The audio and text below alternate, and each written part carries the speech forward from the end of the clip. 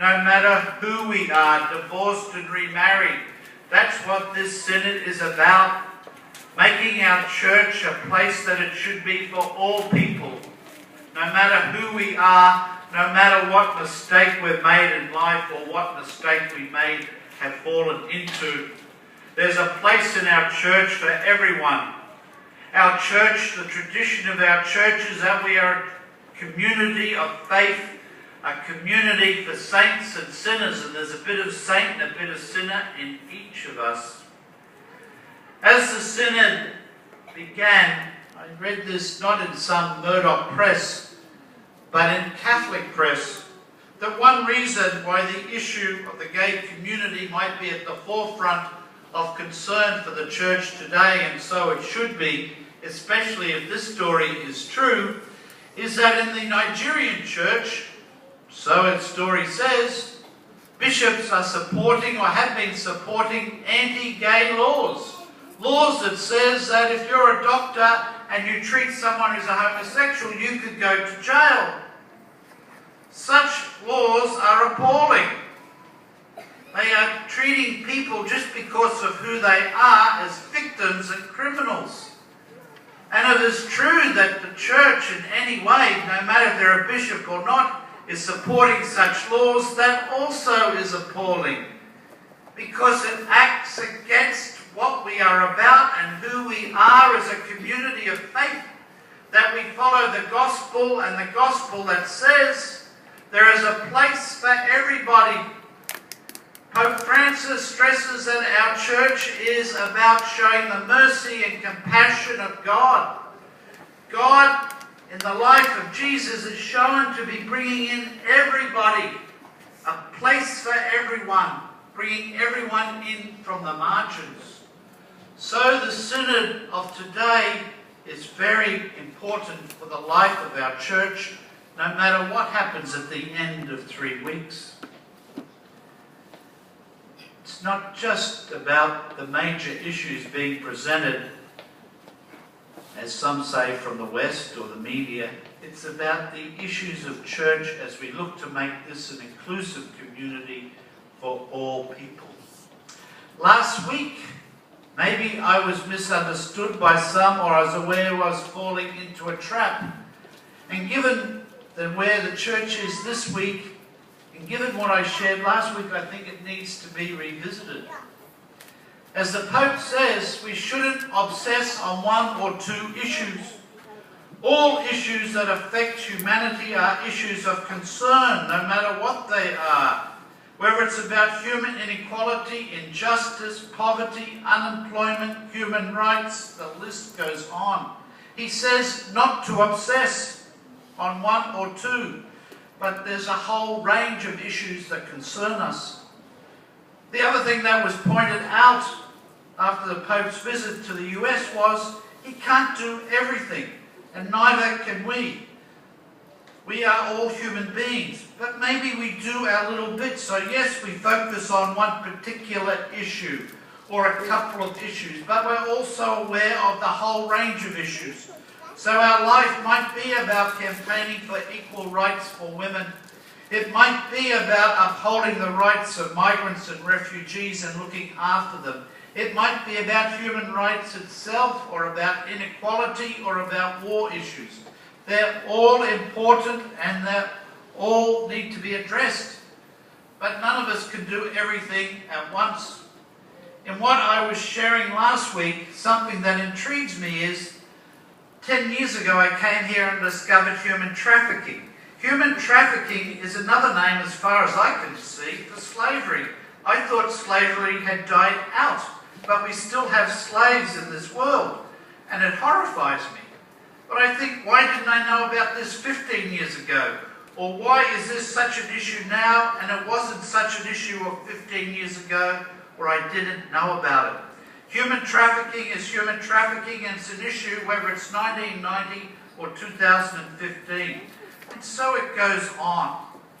A discussion could go on and get very confusing and very complex. That's not my point of being here. I thought, how do I better approach this? It's not about saying one issue is more important than another. It's not about saying one issue is lost and taken over by another. It's not about putting down one issue against another, but all issues together are important, and are important for us as a community of faith to be concerned about and in some way to address it. I get clarity for myself through revisiting some 30 years ago in the United States Church. In the early 1980s, the Catholic Church, the Catholic Bishops' Conference, wrote a statement that was against nuclear war, that was about war issues, and said nuclear weapons are immoral. Maybe said much more. That was a very controversial statement in the US Church, in the United States. People got upset. Who's the church to talk about this? The other issue was abortion. And I'm against abortion, as was the then Cardinal Bernardine. And some were saying, for instance, well, we should be all about abortion and not worry about nuclear weapons. Or we should be all about nuclear weapons and not about abortion. And others saying, you're too strong on abortion at the expense of others. I don't want to follow that path, but I present it because that was the quandary, that was the problem that the United States bishops faced at that time. And under the leadership of the then President of the Catholic Bishops' Conference, Cardinal Bernardine, now deceased, of Chicago, he brought forward a concept that he'd taken from someone else. It was the concept that when looking at ethical issues, approach it as the seamless garment. You might say, what's the seamless garment about? The seamless garment refers to the picture in the gospel. Jesus is crucified. The soldiers are sharing all his items of clothing or whatever he's got. And when it comes to this garment, they say, it can't be shared. It can't be ripped up. It's seamless. We'll keep it together. So Cardinal Bernardine took that image of the seamless garment, the garment that can't be ripped apart, and says, you know what?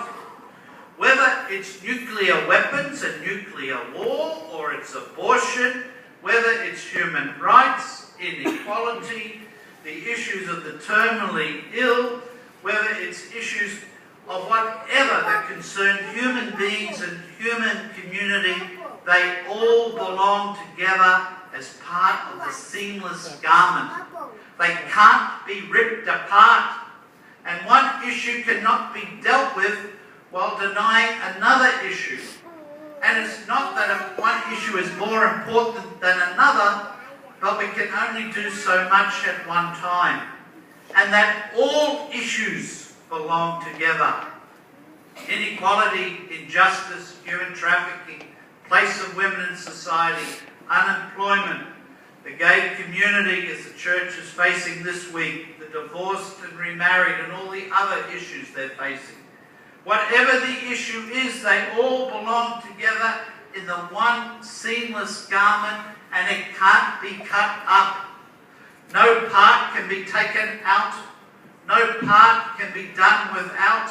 And no part is more important than another. They are all issues that concern us as humanity, as members of the human community, as followers of the gospel. The seamless garment image provides us with a consistent ethic of life, an ethic that is based on the gospel, because it is about, as far as I can work out, and I'm no great mind on ethical issues, but I try to think it through. I think the seamless garment is the best way to deal with what I was trying to share last week, and with what we're facing as church in the world today, all the various issues that come our way. And it's based on an ethic that comes out of the gospel. And there are two main principles. One is the basic and integral worth of every person in the world no matter who they are. Black or white, no matter what country they come from, no matter what religion, whether they're gay or straight, whether they're disabled, whether no matter what they are, every person has a basic value and a basic worth. And that cannot be denied, and that has to be upheld at all cost. The other is human solidarity. We all belong together. We all belong to the human community, and we all have our place. So let's not become, I suppose, bogged down by is one more important than another, or what will I do today? Let us rather look at it in a different way. That as humanity we face many, many questions, many issues, and they're all interconnected, and they all need to be addressed in some way or another. And each of us, we need to do our little bit. As a community of faith, we need to stand up and do our bit. As a church, we need together to face the whole range of injustices, issues and questions that face our humanity, simply because that is our role as followers of the gospel, as people of faith, as a community that follows the Jesus who showed us once and for all that God has a place for everyone in our world, no matter who we are. Amen.